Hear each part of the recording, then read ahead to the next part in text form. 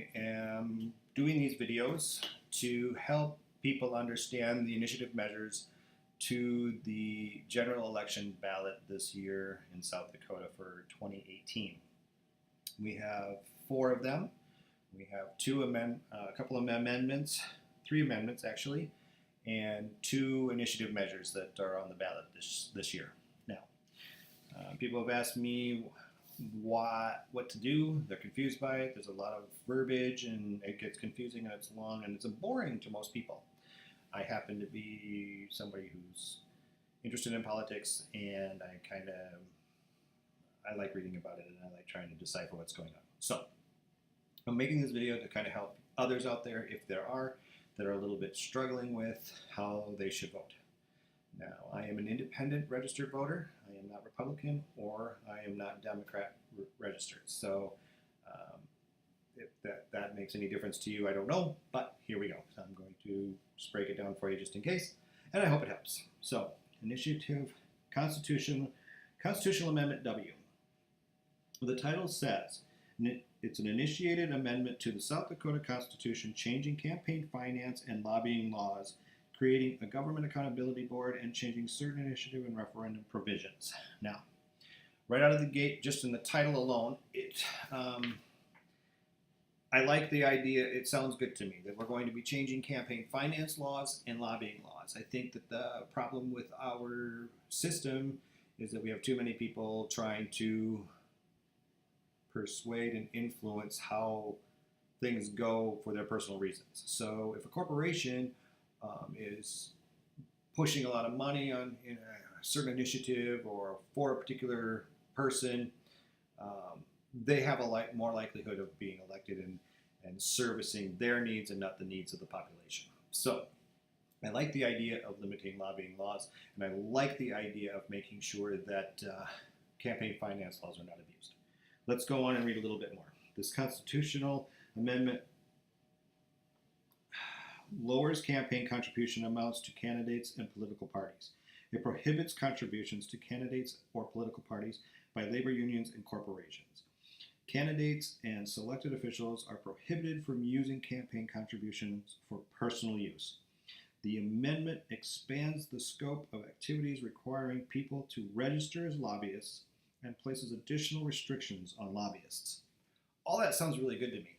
I think accountability is a strong thing and it's necessary, especially today with too many things going in the wrong direction or in the direction that's beneficial more to corporations. And the lobbyists, I mean, they have their special interest groups that we're always talking about, we're always hearing in the news. I think it's time that we do something to limit their power.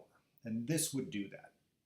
Now, on the opposite side of that coin, that means that our initiative measures that we want to get passed and our people that are running for office are going to have to work a little harder to earn money to get elected.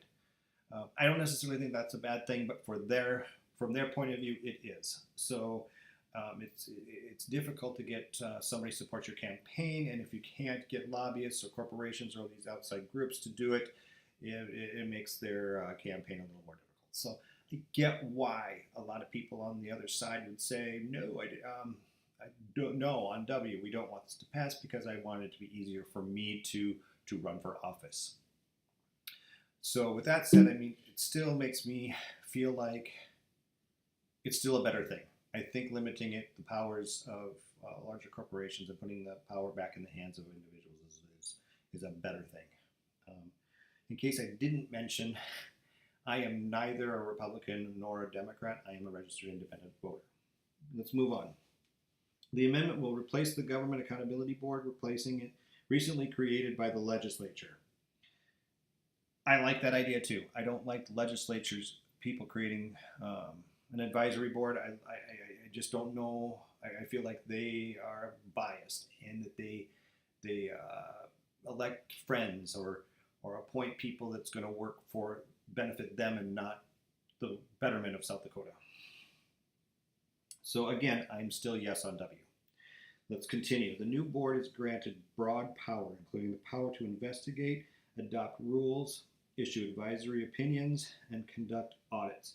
It may impose sanctions, including fines on any elected or appointed official, judge, or state or local government employee.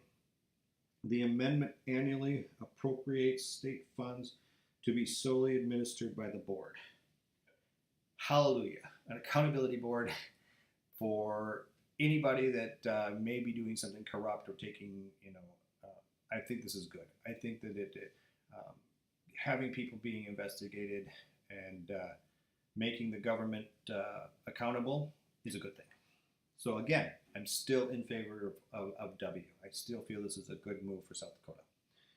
The amendment limits the number of votes necessary for approval of any initiative or referendum to a simple majority. Simple majority is a smart way to go, just because with the country divided so much as it is right now between the Democrats and the Republicans, and it's very, very, very, very much 50-50, I think even more than ever before, a simple majority is needed in order to get things moving in our government again instead of being stagnant. So I like this bill still. Let's go on. If the legislature wants to change the initiative or referendum process or a law passed by initiative, it must submit the change to the voters.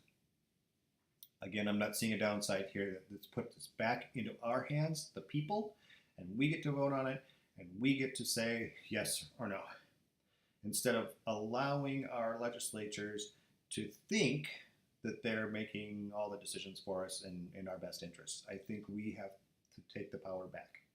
So for me, all the way on this, it's yes on W. If you have comments, or if you have questions, or if you want to debate me and give me an education on the other side as to why I should vote no or everyone else should vote no, I do have an email address, and that is understandingstuff42@gmail.com. And I welcome any feedback, and your emails will be I will respond to your emails. So don't think that I'm just gonna get your email and ignore it and tell you whatever your opinion doesn't matter, because it does, just as I'm hoping that my opinion has a little bit of matter to it. Again, I want to thank you for watching, and I hope that helped clear this up by breaking it down for you on the Constitutional Amendment W for the general election ballot for South Dakota, November 2018. So again, all I want to say is thanks for listening, and I hope I helped. And if not, thanks for listening anyway, and be sure to go vote. It does make a difference. It does matter. Thanks.